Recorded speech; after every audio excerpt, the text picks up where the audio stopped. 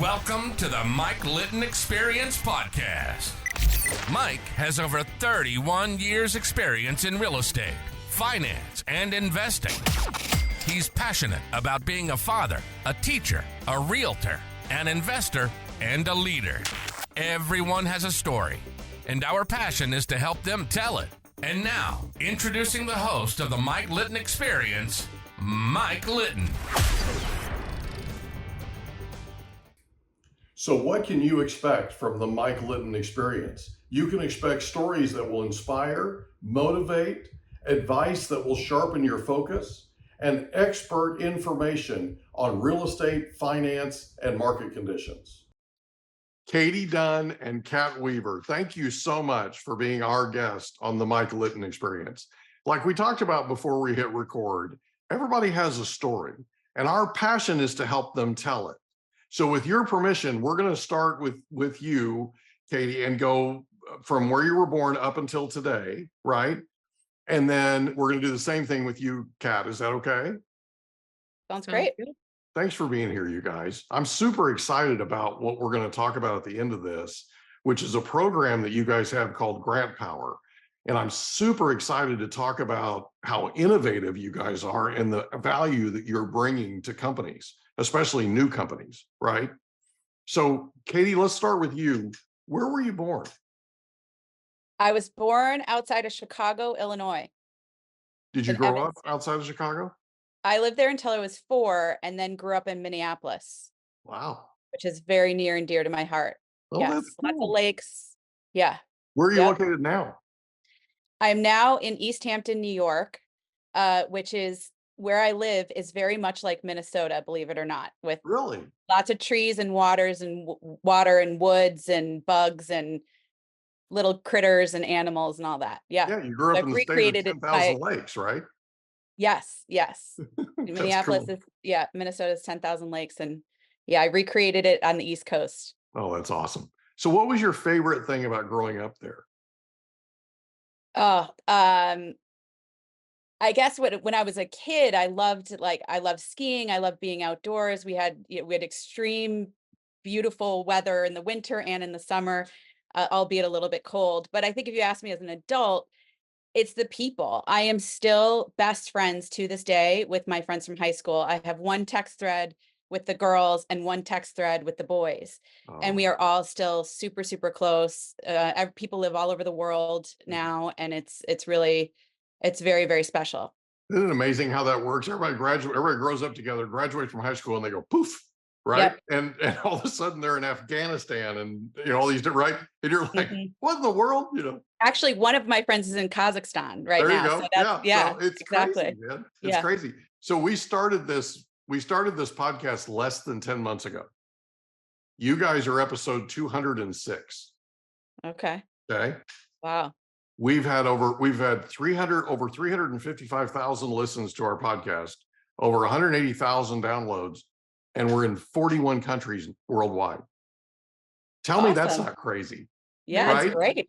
I mean, that's a large portion of the world. You know what I mean? It's crazy. So anyway, it's a lot of fun to watch it. So like when we first started, we were in 1, right? And then we, anyway. So in high school, did you have a favorite subject? Yes, I was very much a science and math person. So I will lump those two together. I actually had my own research project at the University of Minnesota. My senior year in high school, I would drive 4 days a week to the University of Minnesota and do a little science experiment. I loved it, but honestly, it was the best experience because it taught me that wasn't what I wanted to do for a living. And so I still love it. I'm so glad I had it, but it taught me, I would have gone into the sciences and probably learned way later and spent a lot more money and time figuring out that it wasn't what my path was going to be. Yeah. So it was kind of a fortunate thing that happened when it did, so that it could help you figure out that you needed to go in a different direction. Right. Yep. Yep. So I focused more on the math and became a finance major in college. So growing up, who was the most influential person to you?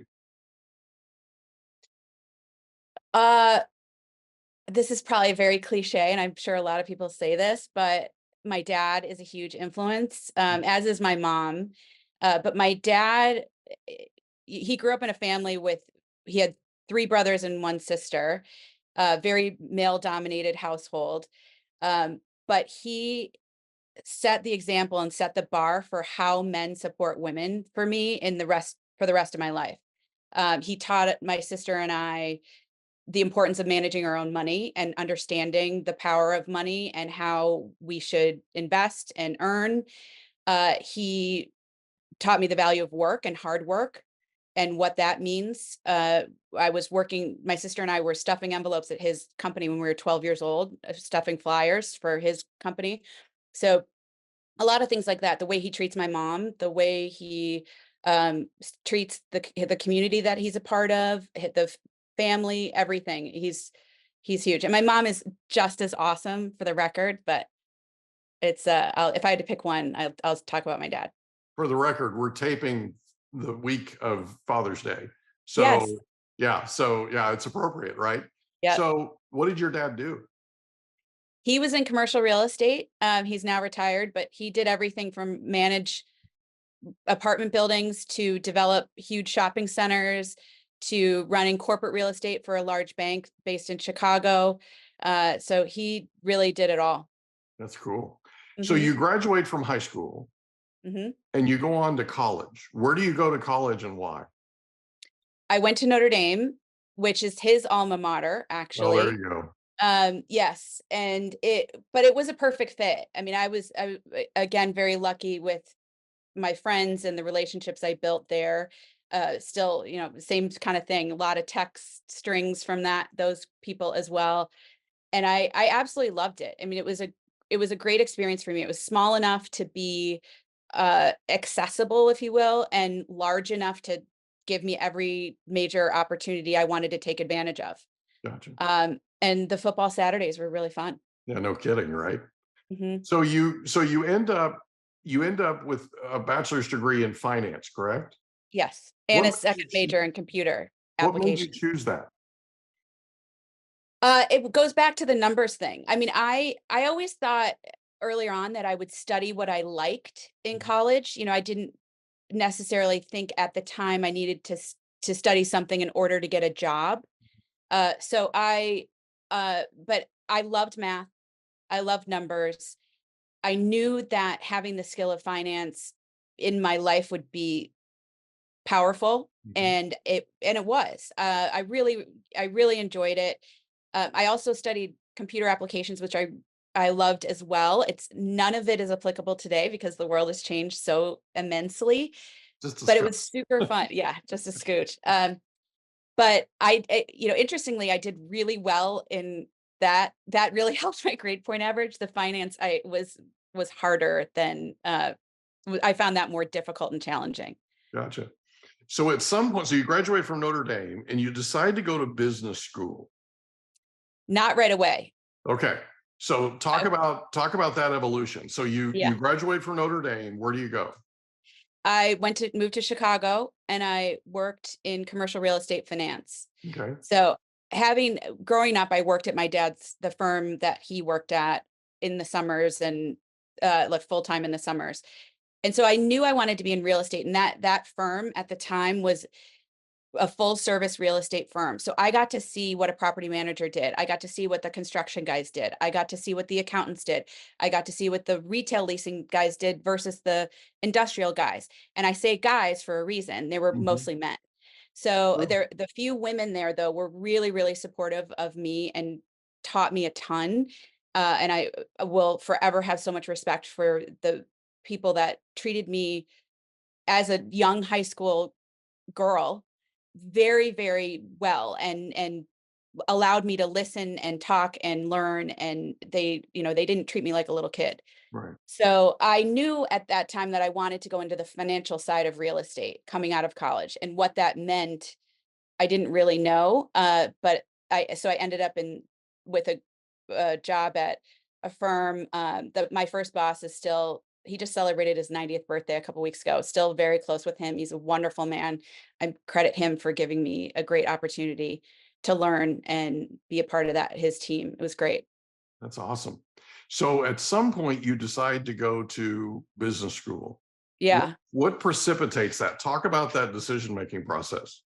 So I moved to New York Mhm. after 3 years in Chicago and ended up on the lending side of commercial real estate. So I was making loans for buildings across the country. The whole reason I went to business school is because the market crashed. Mhm. So my business went in the tank in the financial crisis. I lost my job in 2008 and I couldn't get a job to save my life. I didn't know what I was going to do, didn't know where the opportunities were going to come from. I ended up moving back to Chicago to try something else and do something different. And I saw this opportunity for a scholarship to a master's in real estate program at Roosevelt University, uh, given by a woman that I knew who she was. She was a powerhouse in the commercial real estate world in Chicago. And so I figured, why not do this? I need to make use of my time. So Mhm. I went back to school part-time and then I knew that, it's kind of one of those things. As soon as that I just made that decision, of course, I got a couple opportunities for jobs. Mhm. And so I went to school full-time hours, but it was mostly at night. I worked at an auction house for a woman I greatly admire, which was a super fun experience. I helped her open up other offices and I, worked the phones during the auction. I did what kind of a lot of different things. And then I worked with my cousin who is a extremely successful entrepreneur and she had sold her company and exited. So she was consulting for people on the side. And so she gave me the opportunity to work with her and learn from her. So that was really my first foray into working with startups was back in 2009. Gotcha. So when did you graduate from college and then go into the private sector? I graduated in 95 and then worked for various banks and financial institutions until 2008. So in 2008, were you in New York? Yep. Okay, so you had made the move from Chicago to New York, and Yep. I was then yeah, all for you 10 know years. what breaks loose. Yep. Exactly. Wow. Exactly. So then it's time to pivot, right? It's time to try and figure this out. So you go Yep. back to Chicago and try and figure out what's because let's be honest, everything's shut down. Yep. I mean, Yeah. commercial real estate, residential real estate, I lived through it too. And it was nuts. I Yeah. owned one of the largest real estate firms in California, if not North America. And man alive, it took everything I had to save it. Yeah. And we saved it by the hair of my chinny chin chin, but it was close. The good news is we didn't go bankrupt. The bad news is it was rough. But I learned a lot, and Mhm. you learn a lot when you go through those types of things, right? I mean, there are things you'll never forget that you learned during that time. 100%. And it's Yeah, it something was really that's hard. seared in your memory. Yeah. Yeah, and the one of the things I learned the most was I had worked for men my whole career. I had always been partnered up with men, we working in teams with men. None of them helped me. None of them. Hmm. The people that helped me during that time were women that didn't have to, that gave me a shot, gave me a chance. And that was really, really fascinating to me is how supportive these people were and what they saw in me to know I could do something different than just commercial real estate lending, which is what my entire background had been. So it was a big lesson and one that I have taken forward ever since.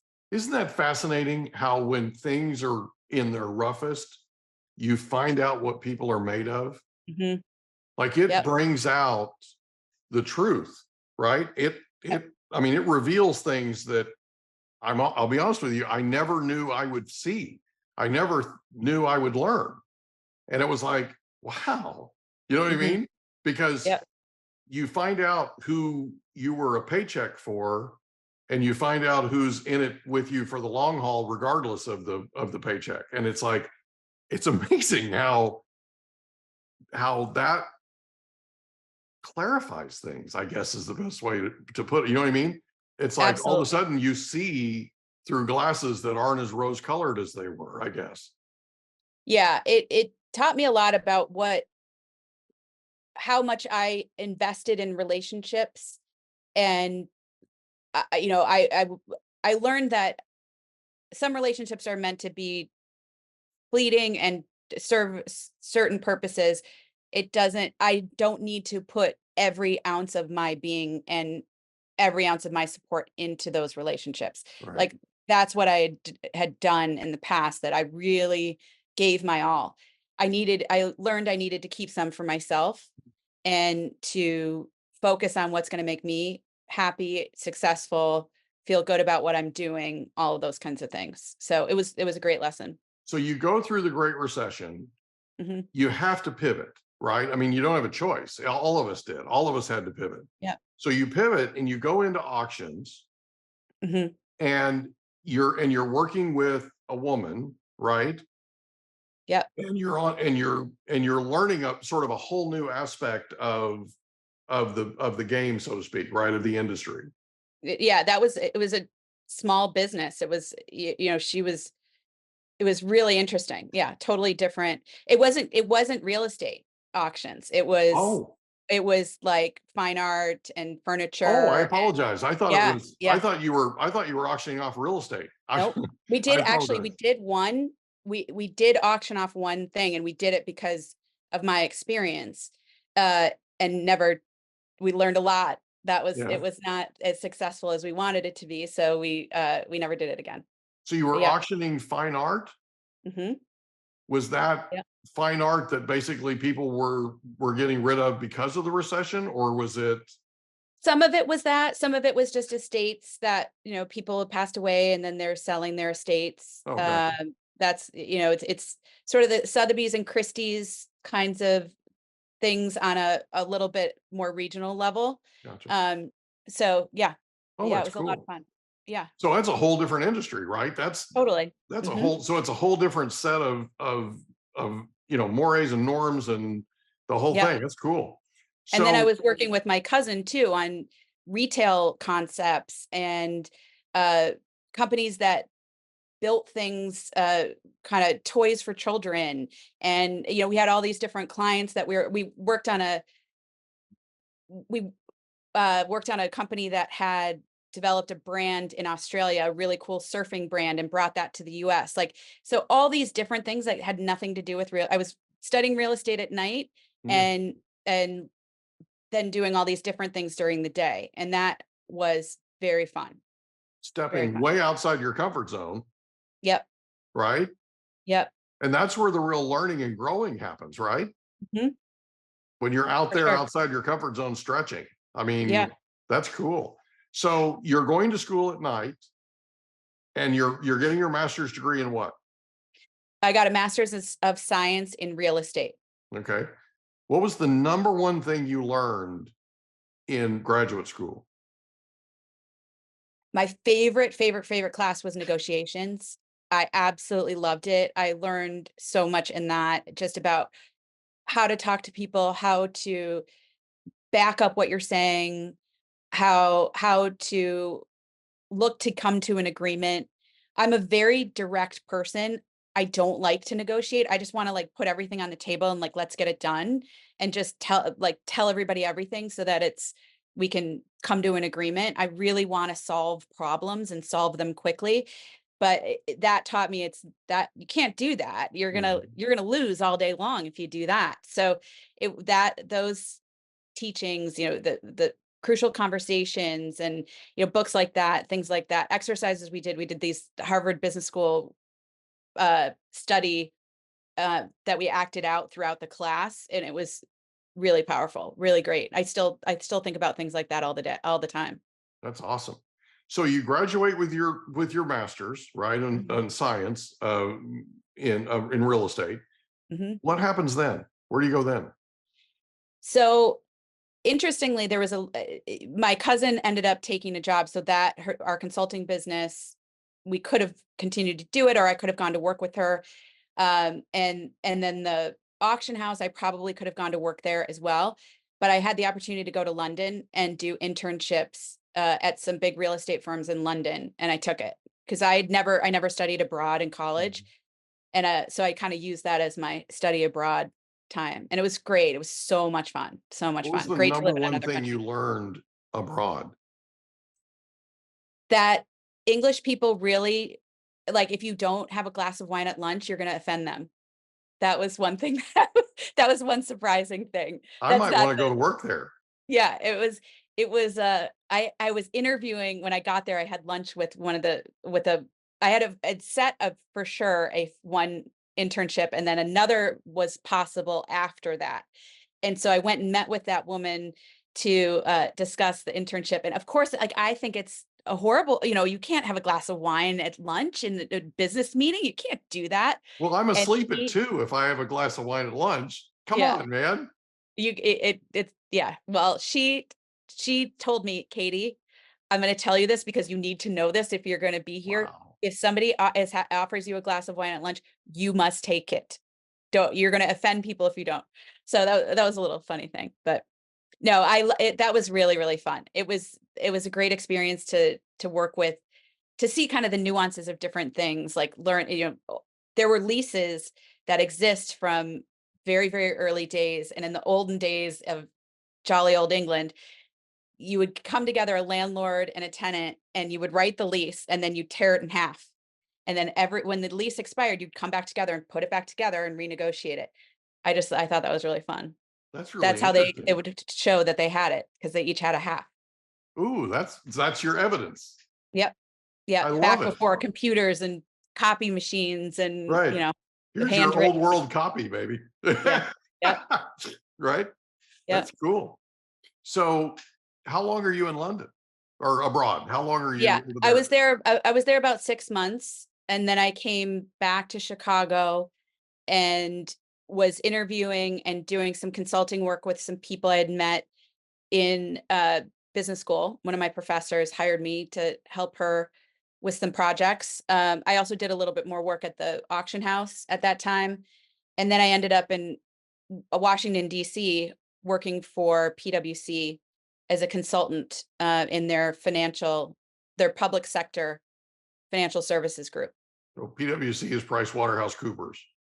Yeah, well, it was. Now the Right. official Well, name at is the time it PwC. was, yeah. Correct. No, at I the just time want to I was make there, it was sure, still PwC. Yeah. yeah, Yeah. not everybody knows what PwC is. So for our listeners that are not, Yeah. you know what I mean? Yeah. So at the time it was PricewaterhouseCoopers. No, it was PwC by the time I was there. It's been PwC for about 15 years, I think now, Gotcha. maybe close to 20. But yeah, Gotcha. Yeah. because they've Gotcha. bought so many other people. If they kept adding all the names of all I the know. companies they've bought, it'd I be know. yeah, Nothing like a masthead that's 13 8 feet pages. tall, right? Yeah. Yeah. So you're at PwC. At some point, you move from there. Where do you go? Well, I have to just mention one part of my Sure. time there, because it's Absolutely. very critical to Kat, who we need to get her talking soon. But I did a project in Grand Rapids, Michigan while I was there, helping their economic development group with their 3-year plan. And that was a really fantastic experience. I really got to know and respect the town and the leaders of the town a lot. Uh, and then so I finished that project, and then I left PwC to go back to New York. I had the opportunity to go back and work for a bank in commercial real estate, doing what I had done before, frankly, making a lot more money. And it was a great job. I really loved the woman that I was going to be working for. I loved that I was going to be working for a woman. And it was a great experience for a long time, until kind of it wasn't. Oh, And, that there's just, I really felt like I was banging my head against the concrete ceiling, not getting anywhere. And my boss had left because we had acquired another bank, and they kind of took over our group, and a lot of different things happened. And I'm very, very grateful for the opportunity of working there. But towards the end, I took the opportunity also to learn about other things and to start investing in startups, to networking with more women. I took a class at Yale called Women on Boards and met a great group of people there. I really was trying to figure out I don't think this is my future. What can my future be? right. And so I started more investing in more and more startups, getting to know the community more and more. COVID happens. I have the opportunity to network a lot more on Zoom. and study. I took a class on angel investing, and I eventually met Kat over Zoom. In a class? Nope, we met because one of my founders that I invested in hired her to help her with a pitch that she was working on for a specific partnership relationship. And she said, "You just need to meet this person." She said to me, "You just need to meet Kat. No pressure. I don't know what's going to happen here, but I just feel like you guys would really get along."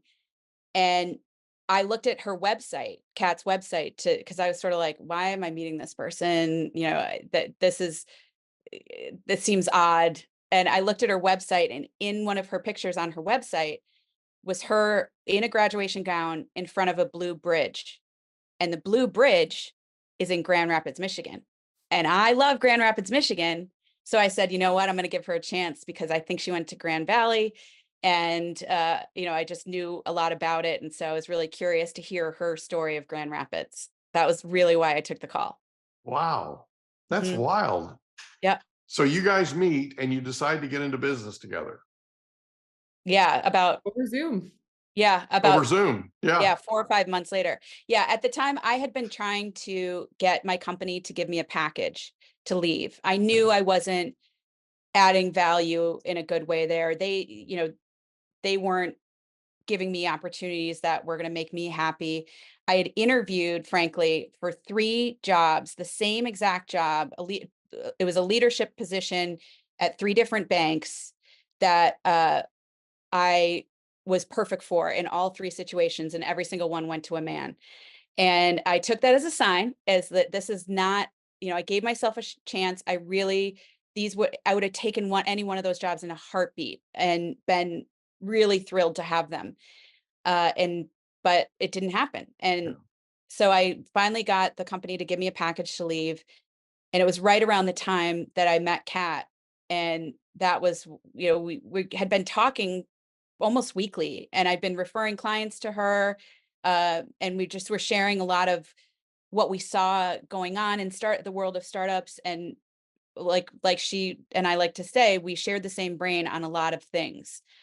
And so she basically, we kind of looked at each other and said, should we do this together? And I just loved everything that she was doing. I felt like I know myself and how I work. I need and like a partner. I like a teammate. I like somebody to bounce ideas off of. I like somebody to put pressure on me as well, keep me accountable. So it was really, she's got a different experience, which she'll tell you about. I have the investor experience. I felt like we could really build. We hope you enjoyed another episode of the Mike Litton Experience. If you did, do us a favor, smash that subscribe button, tell your friends, family, and coworkers about our program, and wherever you get your podcasts, please leave us a rating. It helps us to connect with quality people just like you. And that's a wrap. Another episode of the Mike Litton Experience in the books. Reach out to Mike on Instagram at Litton Realty. Want to meet with Mike? Check out calendly.com/Rio760.